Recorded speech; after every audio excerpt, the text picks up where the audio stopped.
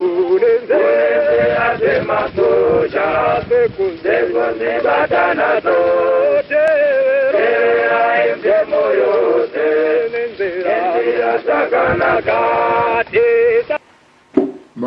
fellow Zimbabweans, do you when you blessed Geza, comrade bombshell. Cheptanga, I want to thank you Zimbabweans for heeding our call to take action. I've been in the streets of Harare this morning to assess the situation. The streets were empty, absolutely empty. And I received similar reports from other cities. This is very encouraging. You have sent a clear message that you want Emerson and his corrupt cabal, Zigananda, to go. This is the beginning of a series of events to send him packing. And we want to assure you that he is going in the shortest possible time. National Bechaka momentum ought to be maintained.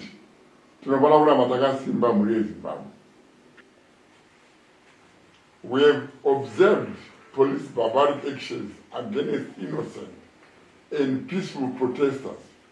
We have observed that Emerson is using the police to instill gross fear in the public instead of engagement or, better still, just resigning. Mutamba, ndoda kuyambira chimwe chimwe.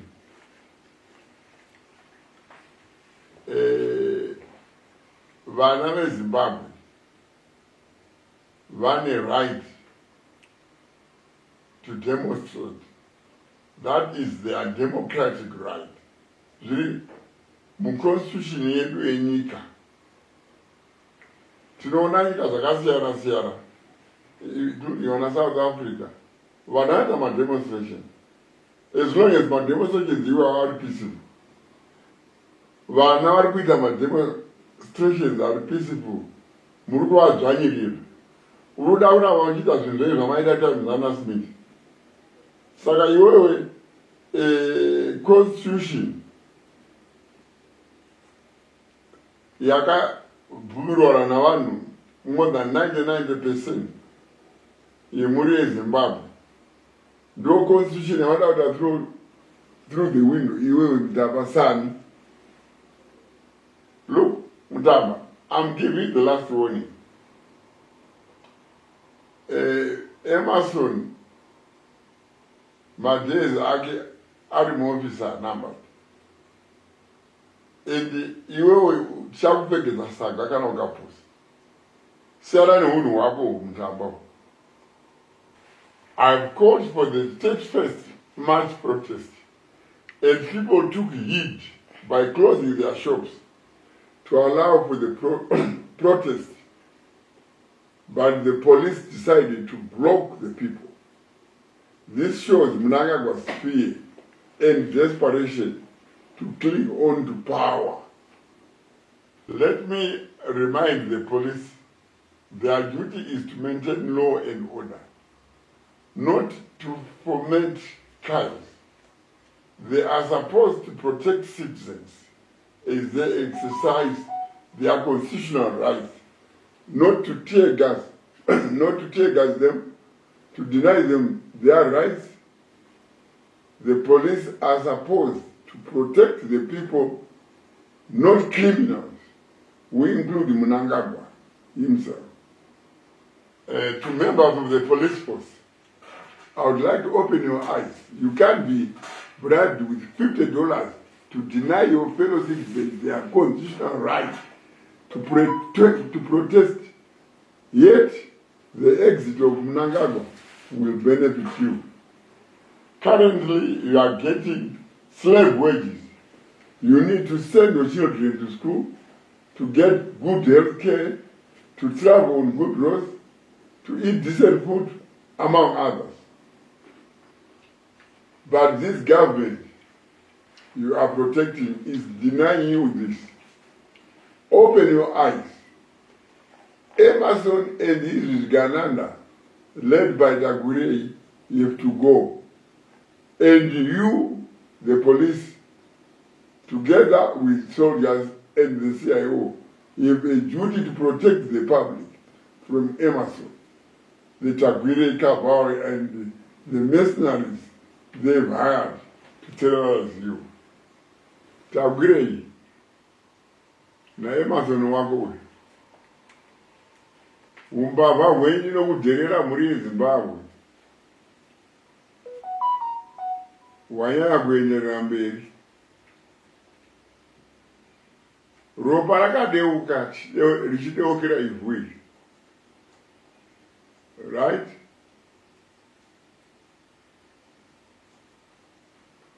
Mawo veterans na the late President Robert Mugabe nepovu eZimbabwe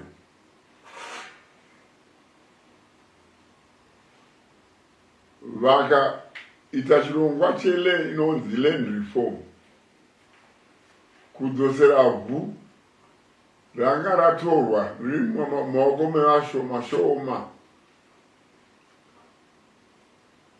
maoko evachena kuruzhinji rwevanhu vatema.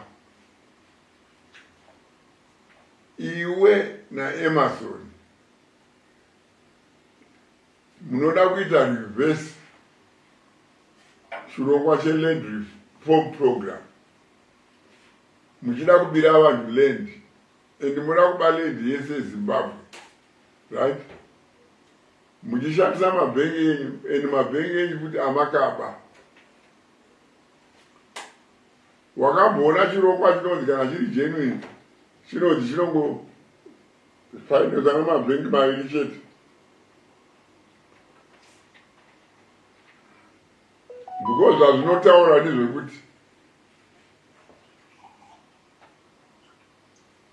vanhu vakatora loan kumabhengi ikoko, mabhengi aya achadhimanda matitle deeds, adhimanda matitle deeds zvinenge zvaakureva kuti panguva yavanenge uchisevhisa chikoreti ichocho land iyi haisiri yako, iland yebhengi, but indirectly inland yaTagurei naEmerson. Noonawo kuti ukakona kusevhisa chikoreti ichocho vanotora land. But muzvezvo zvakutaura zviro hazvina basa. Nyaya yenyu yokuda kuba land, yokuda kurivhesa land reform program, right? Siyanai nayo iyoyo. Tinotaura zvedu kuti siyanai nayo, but we know very well kuti by this week uyu munhu ndiye tamuendesa. Saka handisi kuona chirongwa ichocho ichi chichienderera mberi. Imwi maZANU-PF youth,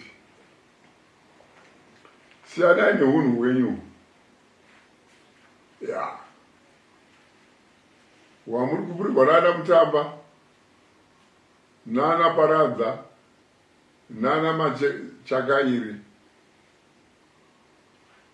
wokupfekedzana mauniform echipurisa,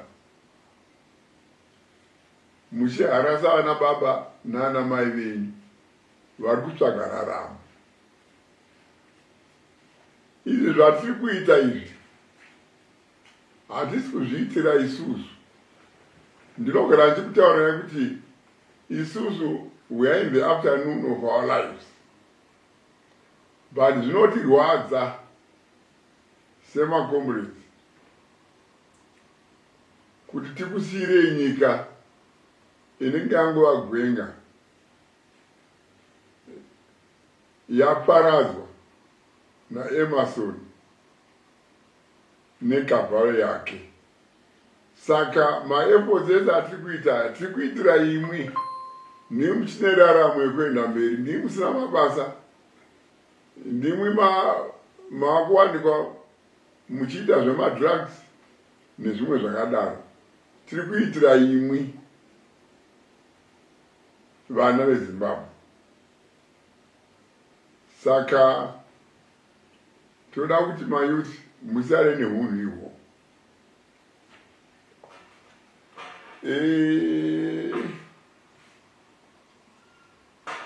Iwe mupana unozi kuda kwacho tagwirei.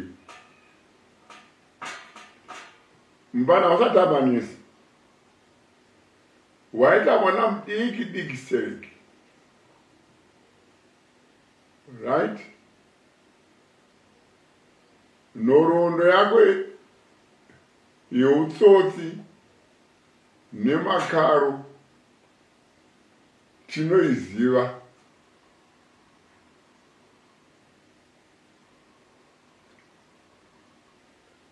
Makaro aunoti pamwechete naEmerson muri kuba ufumi hweZimbabwe muchigovana. Tinomaziva ese. Ndokwati last time takazvitaura mapirwo ari kuitwa makambani including mamines ehurumende ndione monopoly ungopiwa pasangana sendera wabvisa. Right?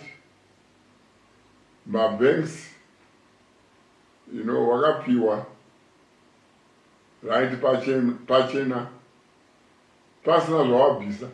Kana pachitova nemari inobviswa, hurumende yacho ndiyo inotokubvisira. Saka zvese izvi uori hwese taakuhuziva. Uori hwako haugumiri ipapo chete. Une appetite youori iwewe. Waparadza chechi yesalada iwe. Iye manje muchechi yesalada chaimo mune boboto because of you. Uri munhu anokara. Pose pawasvika unokara.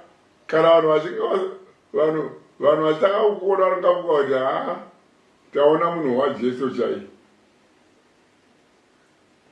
But hapana munhu akaipisisa sewe muZimbabwe. Right? Unokanganisa chechi yeSeventh Day Adventist. Right? Chechi angane chiremerera takadaro ndo chechi yeduwo isusu. Right?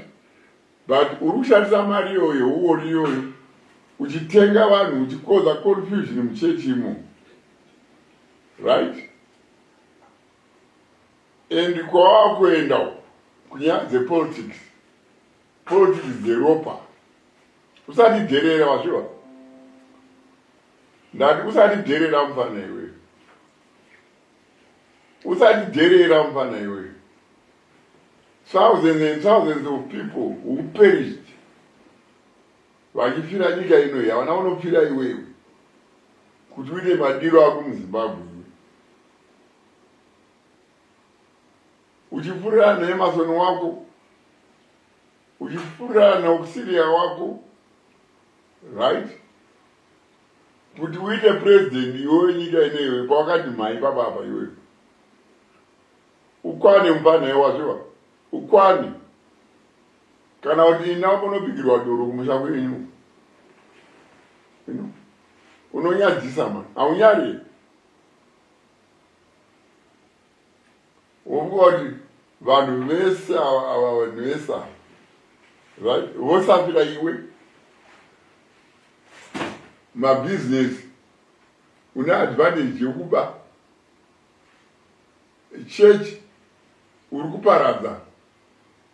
Ezvinoso vanhu havachaonani mucheche Seventh Day Adventist, right? Iye manje wakuda kupinda kuwana upresident weZimbabwe through the back door uchikoputwa iwewe. Now what's next? I've decided to call off the protest. This is because I've gathered intelligence of an evil plan. Sean Mnangagwa bought explosives. He wants to bomb certain targets tonight and blame it on me. This will be done to label me a terrorist. We had our peaceful protest today. Now, let's call it off for now.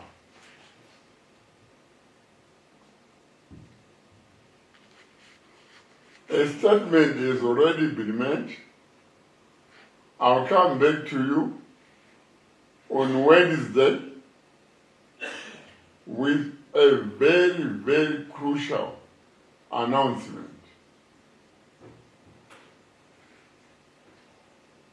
This will change the direction of things and take us to a higher, new level. Thank you, and God bless you.